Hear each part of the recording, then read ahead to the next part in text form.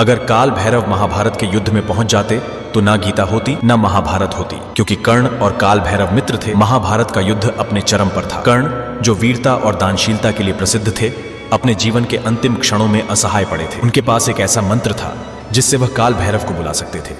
उनके मित्र, जो अद्वितीय शक्ति और विनाश के स्वामी, काल भैरव ने कर्ण से वादा किया था कि जब भी वह संकट में होंगे वह उनकी सहायता के लिए आएंगे और उन्हें विजय दिलाएंगे। लेकिन कर्ण को एक श्राप था, जब वह सबसे अधिक आवश्यकता महसूस करेंगे अब वह अपने मंत्र और सिद्धियां भूल जाएंगे। अंतिम क्षणों में जब अर्जुन का तीर उनकी ओर बढ़ रहा था, कर्ण ने काल भैरव का आवाहन करने की कोशिश की। उनके होंठ कांपे, परंतु मंत्र याद नहीं आया। उनकी चीख आकाश में गूंजी, लेकिन वह व्यर्थ थी। कहते हैं काल भैरव ने कर्ण की पुकार महसूस की थी। वह युद्ध भूमि की ओर बढ़ भी रहे, परंतु जैसे ही वह वहां पहुंचे, कर्ण का जीवन समाप्त हो चुका था। एक पल के लिए सारा संसार थम सा। काल भैरव की आंखों में क्रोध की अग्नि जल रही थी, लेकिन नियति ने उन्हें भी रोक दिया। अगर कर्ण ने वह मंत्र याद कर लिया हो तो शायद महाभारत का इतिहास ही कुछ और होता, लेकिन नियति ने अपनी चाल चल दी थी और महाभारत वहीं समाप्त हो गया।